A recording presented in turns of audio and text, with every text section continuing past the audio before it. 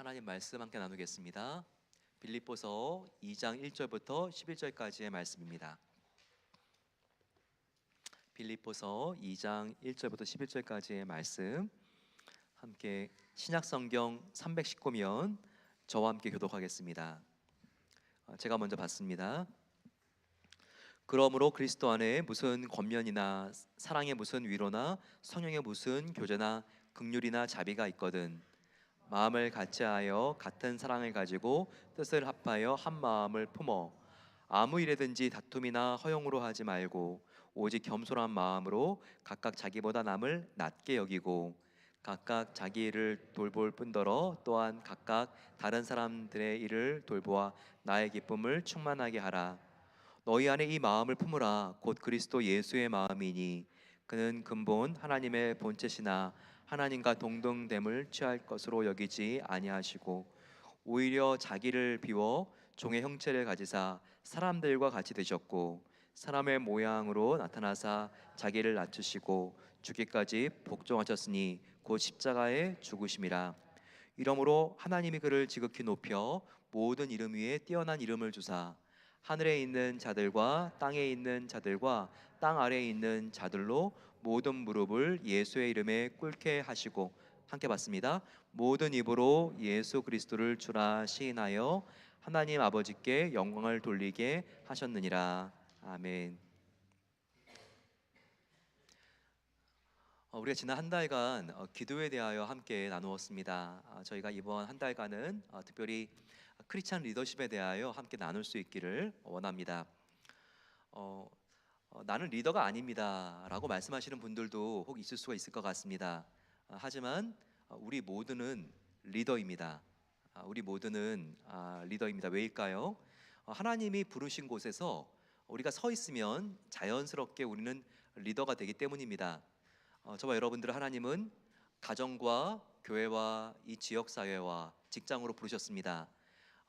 그런데 내가 원하던 원하지 않던지 간에 내가 그 안에서 고위직에 있던 아니면 내가 별로 이렇게 그 안에 조직 문화에서 두드러지지 않는 그런 직책 속에 있던지 간에 저와 여러분들은 역할이 있습니다. 여기서 중요한 걸 구별해야 되는데 직책과 역할은 다르다는 거예요. 우리가 가정 안에서는 이 안에서 아버지, 어머니가 있고 자녀가 있습니다. 물론 우리들이 그 안에서 아버지가 높고 특별히 우리 한국 문화권에서는 가부장적인 제도가 있으니까 아버지가 제일 높고 우리가 교회 안에서도 또 이렇게 이 안에서도 보이지 않는 그런 순서가 있는 것 같지만 중요한 거는 그런 직책보다도 그 안에서의 역할이 있다는 겁니다. 근데 그 역할은 다 고유해요. 집안에서 아버지만 중요합니까? 어머니의 고유한 역할은 얼마나 중요합니까? 부모만 중요하나요? 또 자녀들이 있어야지 그 가정은 또 생기가 있지 않습니까? 교회도 마찬가지입니다. 직장도 마찬가지고요. 우리가 뭔가 좀 위계의 질서, 높고 낮은 걸 떠나서 다 역할들은 있기 때문에 우리 모두가 그 역할을 잘 감당하기 위해서는 누군가를 인도할 수 있는 리더가 되어야 합니다. 우리가 내가 원하지 않던지 간에 교회에 들어오게 되면 처음에는 세교로 시작하죠. 하지만 우리가 1년, 2년, 3년이 지나고 나면요 이제 또 세교가 들어옵니다. 그러면 권사와 집사가 되지 않더라도 그 세교를 잘 적응할 수 있도록 도와주고 이끌어주는 그 역할이 우리 모두에게 있는 거예요. 그러면 교회 안에서 내가 직분이 없다 할지라도 나에게 직책이 없다 할지라도 역할이 있는 것이기 때문에 그리고 교회에서 정한 역할뿐만 아니라 하나님 앞에서 내가 누군가 부족한 사람을 이끌어줘야 되는 역할이 있기 때문에 다 우리가 리더인 것입니다. 교회 학교를 가보시면 교사들이 리더죠.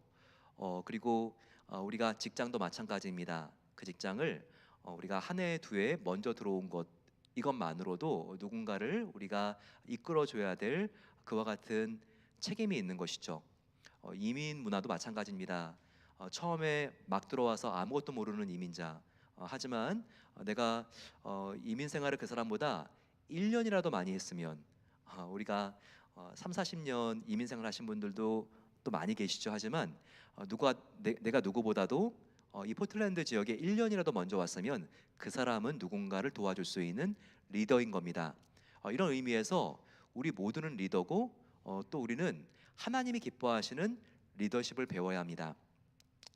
우리가 리더십을 배운다고 리더십이 다 건강한 것일까요? 이 세상에서 강력한 리더십을 행사한 사람들 중에는요, 아돌프 히틀러도 있고, 그리고 또 지금 북한에는 이렇게 3대 독재 정권도 있습니다. 김일성, 히틀러 같은 사람이 리더십이 없는 게 아니라 굉장히 강력한 리더십을 가지고 있는 거죠.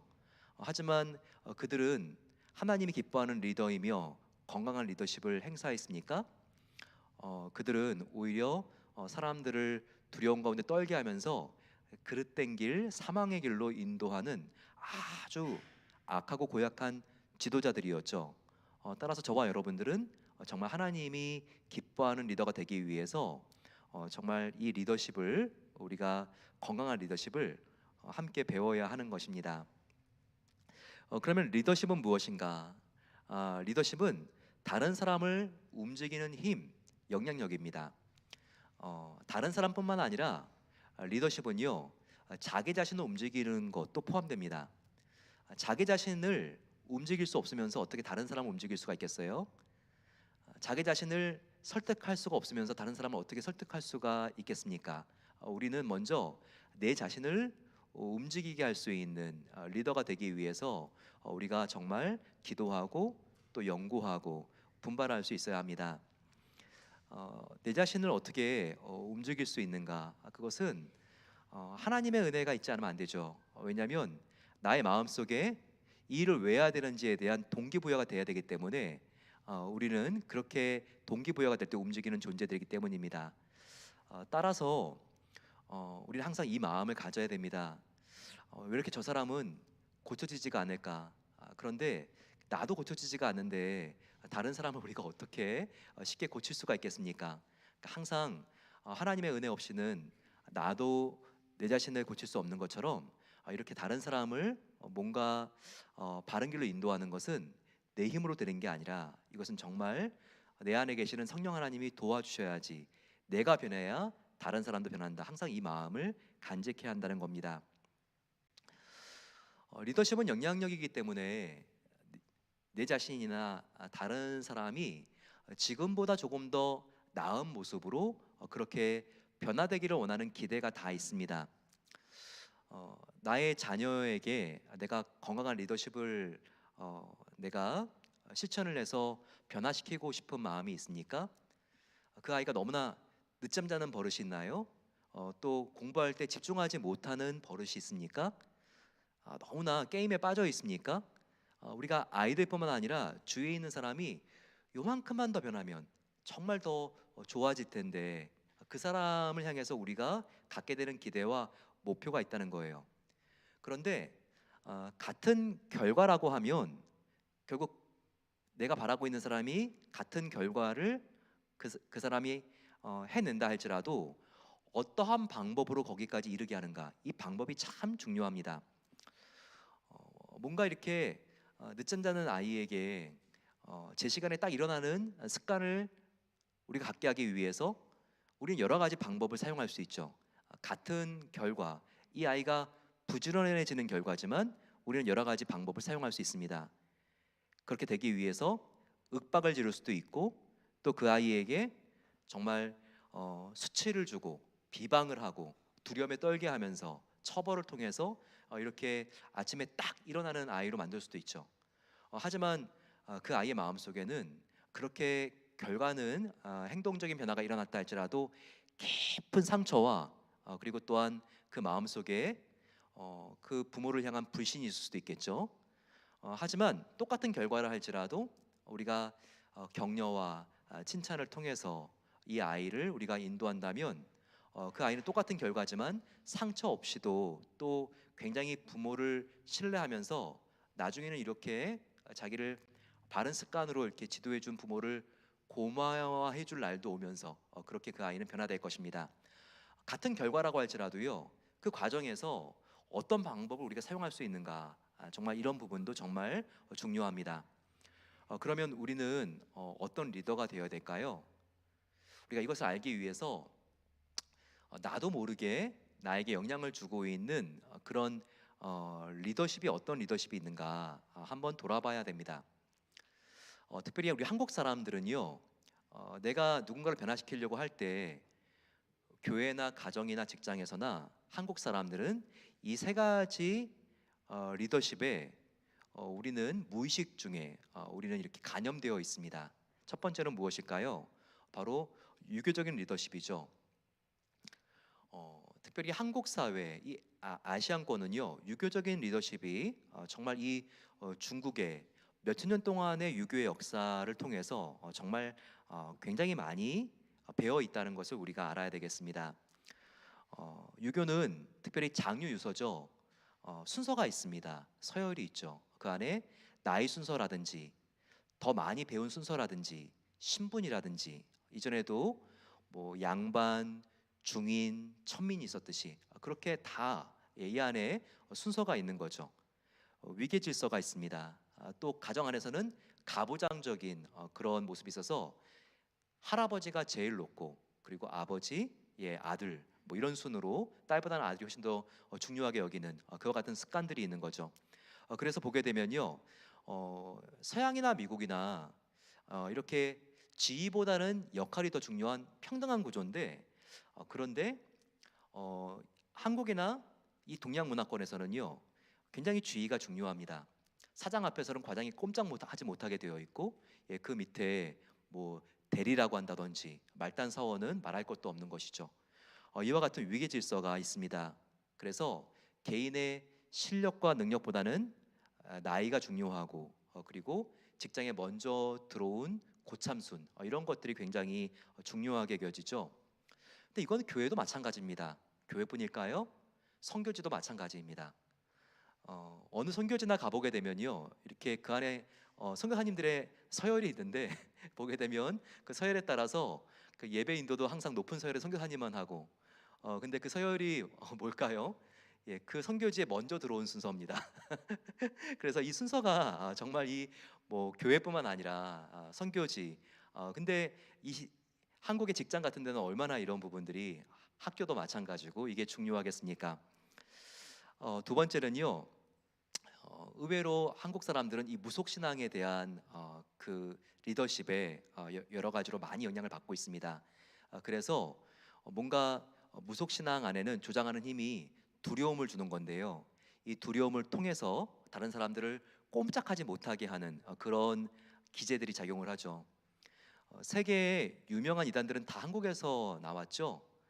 통일교 또 뭐 구원파 얼마나 많은 이단들이 다 한국에서 정말 그 본고장이 한국인 곳들이 많습니까? 거기에는 가만히 보게 되면요, 문선명 같은 그 안에 다 교주들이 있어요. 근데 굉장히 그 교주의 모습이 목회자라기보다는요 마치 샤먼 무당과 같은 모습입니다. 내 말을 듣지 않으면 너희들이 큰 벌을 받고 이런 것들로 두려움을 심어주니까 사람들이 이렇게 다 끌려가는 거 아니겠습니까? 이 무속 신앙이 근데도요, 교회 안에도 의외로 많이 들어와 있습니다.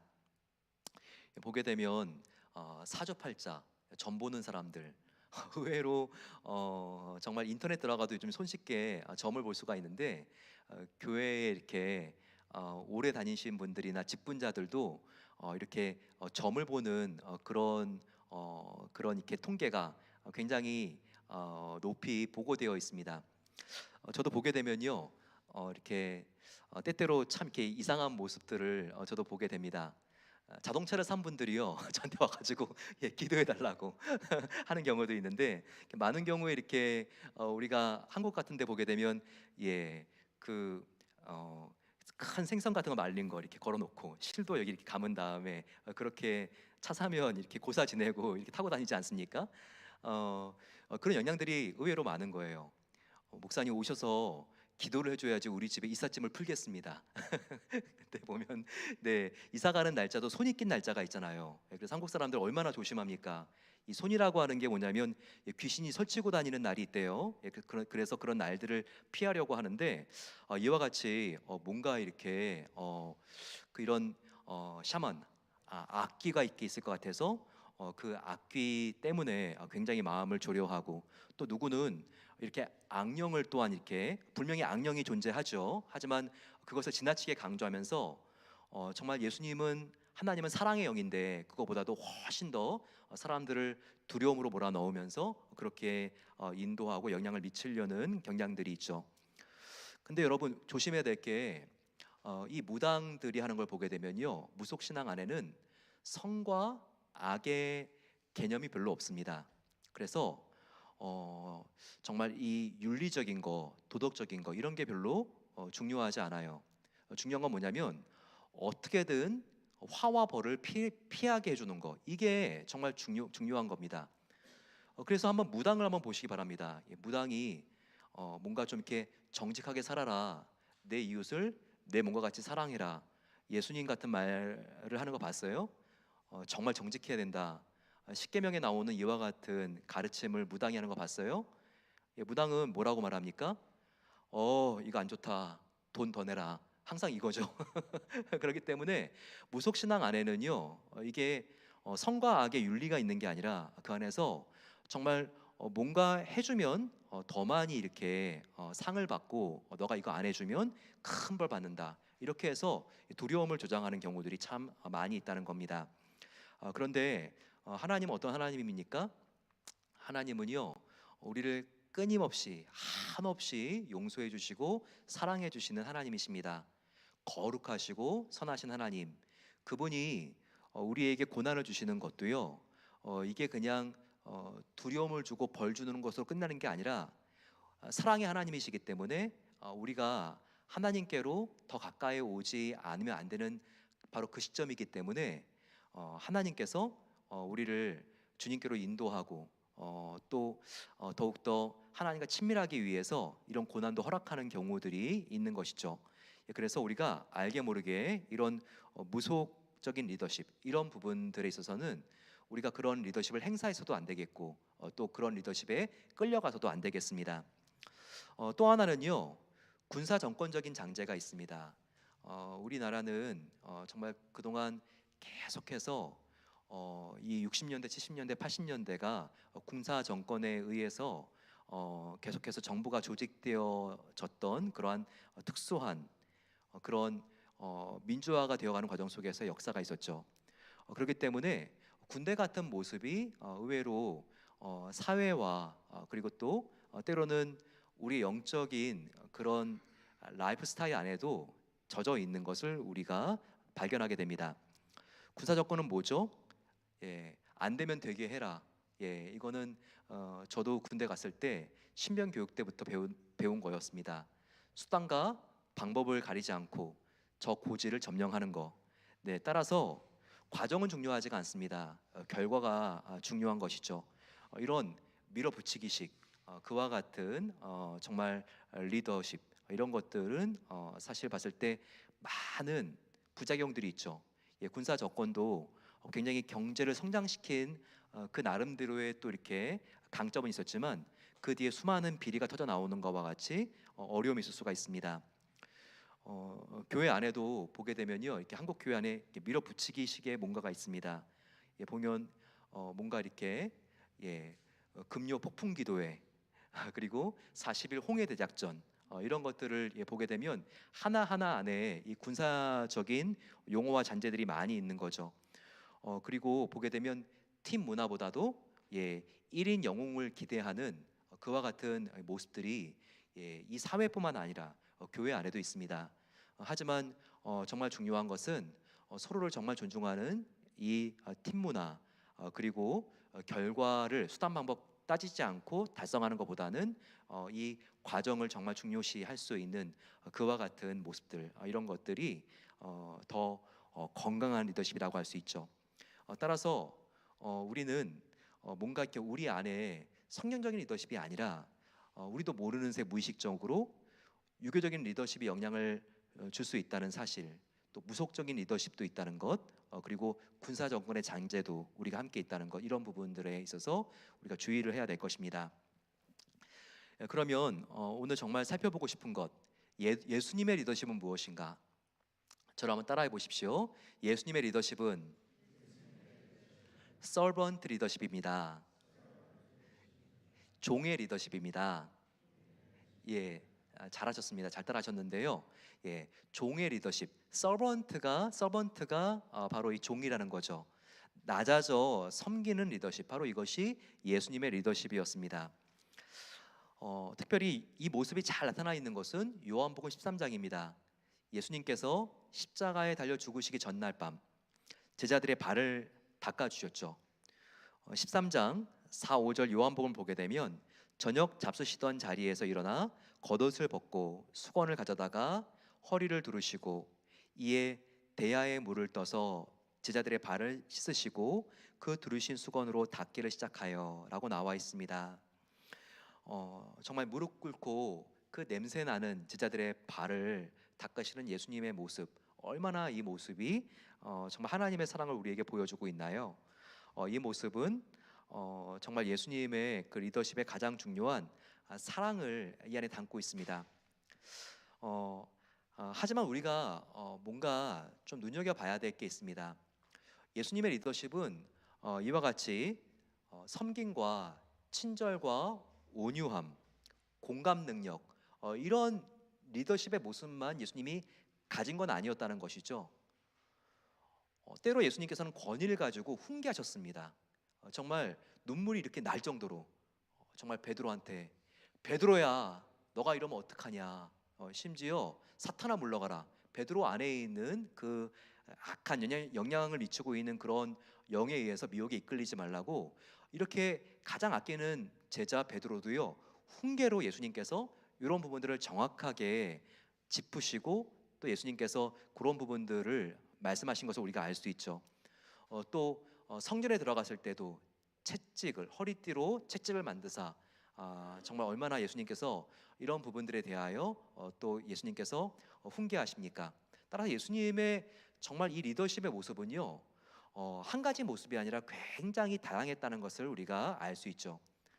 하지만 거기서 우리가 잊지 말아야 될 중요한 게 있습니다. 모든 그런 예수님의 리더십의 공통 분모는 사랑이었다는 거예요.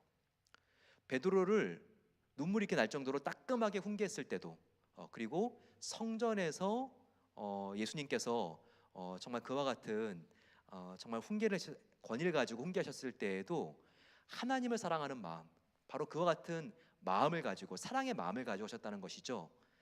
예수님의 리더십의 모든 모습은요 하나님 사랑과 이웃 사랑입니다.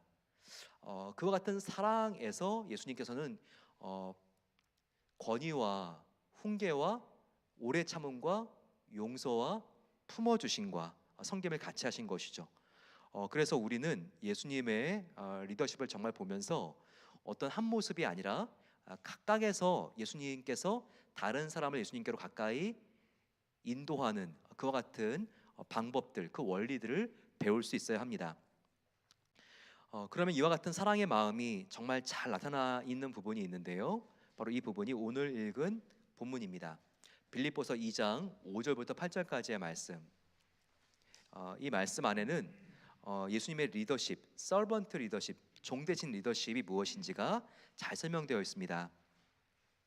너희 안에 이 마음을 품으라. 곧 그리스도 예수의 마음이니 그는 근본 하나님의 본체시나 하나님과 동등됨을 취할 것으로 여기지 아니하시고 오히려 자기를 비워 종의 형체를 가지사 사람들과 같이 되셨고 사람의 모양으로 나타나서 자기를 낮추시고 죽기까지 복종하셨으니 곧 십자가에 죽으심이라.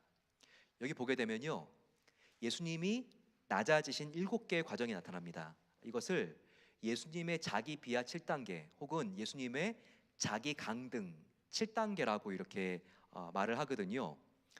근데 보세요 여러분, 여기 7단계가 어떤 단계가 있습니까? 첫 번째는 예수님은 하나님과 같은 분이었는데 그분과 동등될 것을 취하지 않았다는 겁니다.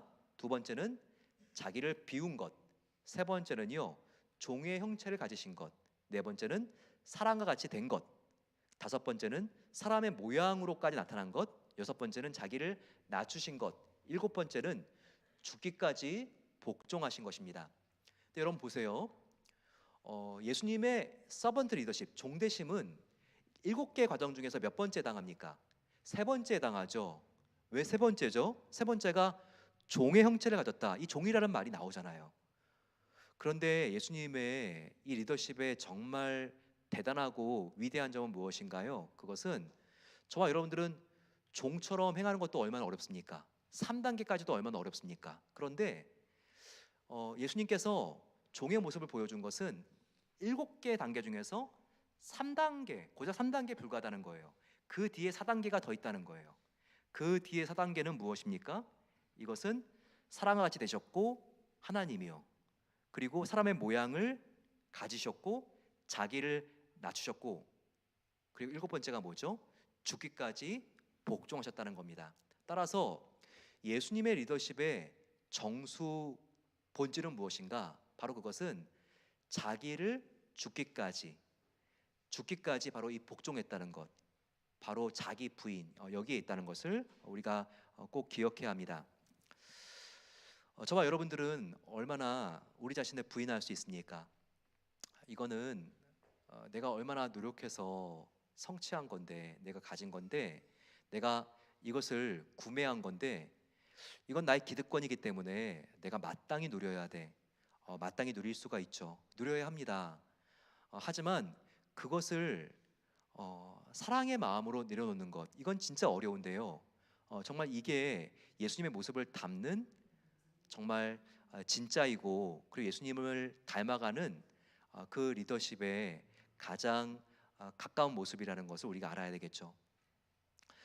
제가 한번 이렇게 그 비행기를 타고 제가 한번 여행을 하고 있을 때였는데요. 그때 그 어떤 아이가 이코노미석에서 얼마나 막 이렇게 속이 안 좋은지, 정말 애가 막 너무나 힘들어하고 어려워하는데, 비즈니스석에 있는 이렇게 한 중년의 굉장히 이렇게 참 준수해 보이는 한 분이 이렇게 일어나가지고, 아직까지 비행 시간도 아직까지도 한 7시간은 남았는데, 그 아이를 데리고 와가지고 자기의 그 석에 딱 앉게 하고, 자기가 정말 그 아이의 이코노미석에 앉아가지고 계속해서 가시더라고요. 근데 그런 모습이 너무나 참 이렇게 이 모습이 귀하구나, 이와 같은 마음이 들었습니다. 사실 이코노미석하고 비즈니스석하고 얼마나 가격 차이가 많이 납니까? 하지만 그럼에도 불구하고 이 아이를 바라보면서, 내가 이 아이를 위해서 이 자리를 내가 양보해야 되겠다. 또 이 마음은 얼마나 참 아름답고 귀한 모습인가요? 그런데 이런 모습도 참 귀하지만 빌립보서에 나와 있는 예수님의 모습은 비교할 수 없이 더 귀한 모습이라는 거예요. 예수님께서는 하나님과 태초부터 같이 있었던 분이죠. 하나님과 함께 이 비즈니스하고는 비교가 되지 않는 하늘 보좌에서 그냥 편히 지낼 수도 있는 분이었습니다.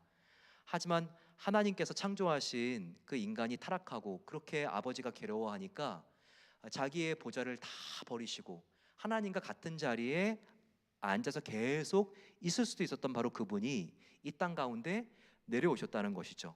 그 작은 인간의 자리로, 추한 인간의 자리로, 그리고 공생의 33년을 보내시고 정말 종의 형체를 가지시고, 그리고 그 누구도 그렇게는 죽기 싫어하는, 수치스러워하는, 모든 사람이 수치스러워하는 십자가에 못 박히셔서 우리의 모든 죄를 사해 주셨다는 것이죠.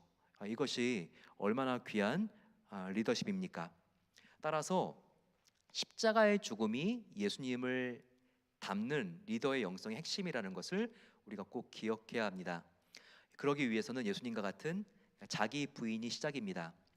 마태복음 16장 24절 말씀, 제자가 되는 것에는 대가가 필요하다고 예수님께서 말씀하신 대목입니다. 이에 예수께서 제자들에게 이르시되 누구든지 나를 따라오려거든 자기를 부인하고 자기 십자가를 지고 나를 따를 것이니라.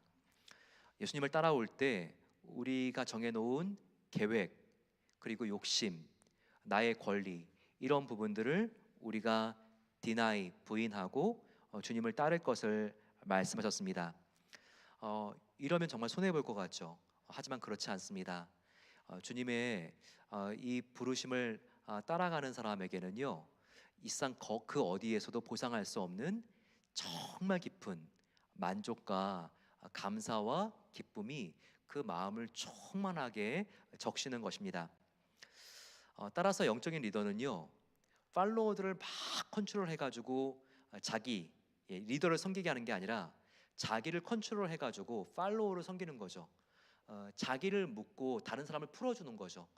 이와 같은 성숙한 리더의 특징은요, 자기를 낮춰서 다른 사람들을 높여주는, 바로 이와 같은 자기를 부인해서 다른 사람들에게 진정한 자유를 소개하고 나누어주는 그와 같은 리더십인 것입니다. 또한 중요한 리더십의 특징은 예수님의 순종을 본받는 것입니다. 자기를 낮추시고 죽기까지 복종하셨으니 곧 십자가의 죽으심이라. 십자가의 죽으심이 바로 이 리더십의 핵심이라고 했죠. 날마다 나의 욕망과 욕심을 나의 힘으로는 안 되오니 주님께서 십자가에 못 박아 주십시오, 이러면서 우리가 주님을 닮아가는 바로 그 길, 바로 이것이 우리의 리더십의 가장 중요한 심장이라는 거죠. 예수님은 분명히 말씀하셨습니다. 순종하기 위해서, 내가 섬기기 위해서 이 땅에 온 것이다. 인자 예수가 온 것은 섬김을 받으려 함이 아니라 도리어 섬기려 하고 자기 목숨을 많은 사람의 대속물로 주려 함이라.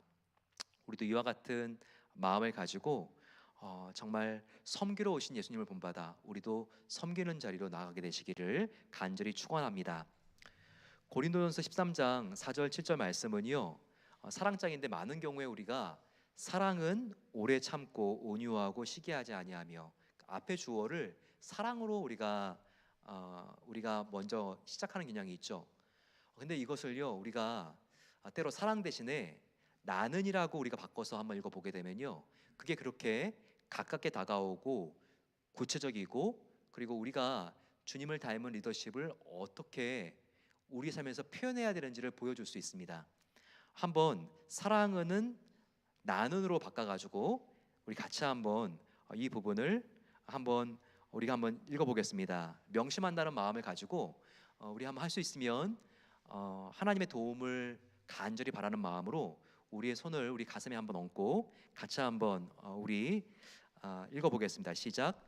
나는 오래 참고 나는 온유하며 나는 시기하지 아니하며 나는 자랑하지 아니하며 나는 교만하지 않으며 나는 무례히 행하지 않으며 나는 자기 유익을 구하지 않으며 나는 성내지 아니하며 나는 악한 것을 생각하지 아니하며 나는 불의를 기뻐하지 아니하며 나는 진리와 함께 기뻐하고 나는 모든 것을 참으며 나는 모든 것을 믿으며 나는 모든 것을 견디느니라. 아멘. 아멘. 이 시간 저희들 앞에 하나님께서 허락하신 시련, 그리고 나의 힘으로는 참을 수 없는 사람들도 있을 수 있습니다. 하지만 이와 같은 어려운 문제와 사람들 앞에 아버지, 이런 시련을 통하여서 내가 더 주님을 닮아가기로 합니다. 이 안에, 이 고통 안에, 이 어려움 안에 하나님의 선한 계획이 있는 줄을 나는 믿습니다. 나는 믿네. 함께 우리 찬양하며 하나님의 힘을 구하며 나아가겠습니다.